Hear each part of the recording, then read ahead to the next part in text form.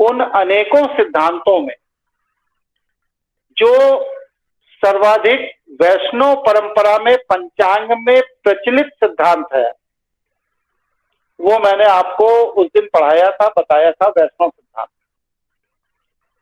लेकिन निजी तौर पर अगर मुझसे आप ये बात पूछते हैं तो मैं उस वैष्णव गणना के सिद्धांत को अस्वीकार करता हूं। मैं शैव तंत्र विधा में जो काल की गणना का तरंग पर आधारित, कंपन पर आधारित गणना सिद्धांत है, जो कि वैष्णव काल गणना सिद्धांत से बहुत सूक्ष्म है, मैं उसको सही मानता हूं और उसी के अनुसार मैं काल गणना को प्रमाणित मानता हूं। लेकिन क्योंकि पंचांग जितने भी आज छप रहे हैं भारत के अंदर, तो शैव गणना सिद्धांत विलुप्त हो चुका है, इसलिए वैष्णव गणना सिद्धांत के आधार पर ही छप रहे हैं। और वैष्णव गणना सिद्धांत में जो वो सिद्धांत उन्होंने बनाया है अपना, वह सिद्धांत वर्णित है, इसलिए उसको आपको बताया। अगर आप शैव गणना सिद्धांत में जाते हैं तो यहां पर एक युग की आयु 2500 वर्ष ही है। मतलब त्रेता 2500 वर्ष का, उसके बाद द्वापर 2500 वर्ष का, उसके बाद कलयुग 2500 वर्ष का।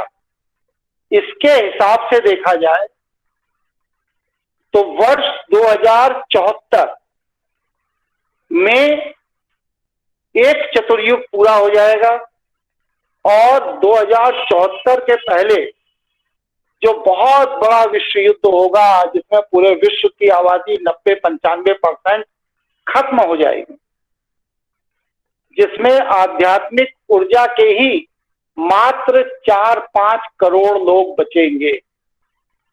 वो लोग जिस नए युग की शुरुआत करेंगे वो चतुर्युग का प्रथम चरण होगा, जो सतयुग का पहली शुरुआत। ये शैव गणना कंपन विज्ञान की गणना के अनुसार है। अभी भी आप किसी वैष्णव से बात करेंगे तो वो राम का समय 7.5 लाख साल पहले ही बताए, 21 लाख साल पहले बताए। कारण क्या है? कारण यह है कि जब वह किसी भी युग को बहुत प्राचीन बताते हैं तो उससे समाज में उस युग की बड़ी प्रतिष्ठा हो जाती है कि भाई इतने लाख साल पहले राम हुए, इतने वो हुए।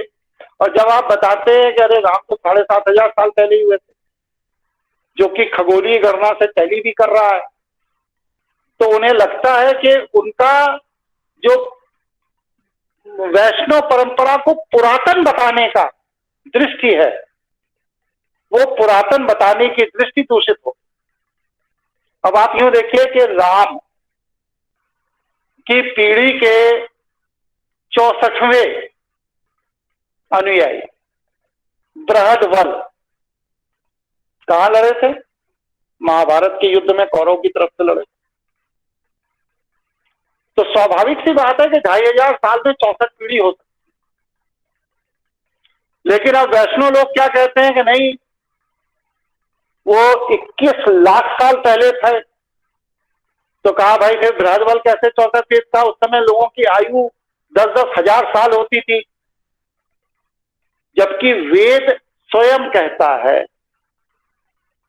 कि मनुष्य की अधिकतम आयु 100 वर्ष है। ज्योतिष के सारे सिद्धांत कहते हैं कि 120 वर्ष का ज्योतिष परम चक्र है। तो ईश्वर द्वारा जो मनुष्य को जीवन प्रदान किया गया है वह वेदों के अनुसार 100 वर्ष और ज्योतिष के अनुसार 120 वर्ष का जीवन चक्र दिया गया। भगवान श्री कृष्ण भी 120 वर्ष में शरीर छोड़कर चले गए, राम भी छोड़कर चले गए। लेकिन वैष्णव लोग जो अपने गाथा का मंथन करते हैं और दुनिया को अपनी तरफ आकर्षित करने के लिए हमेशा अतिशयोक्ति अलंकार में ही चर्चाएं करते हैं, वो लोग गणित के बेसिक सिद्धांतों को भी वैष्णव गणना पद्धति के अनुसार कैलकुलेट करके लोगों को बताते हैं, क्योंकि शैव गणना पद्धति अब विलुप्त हो चुकी है। इसलिए पंचांगों का गणना और निर्माण वैष्णव पद्धति से हो रहा है।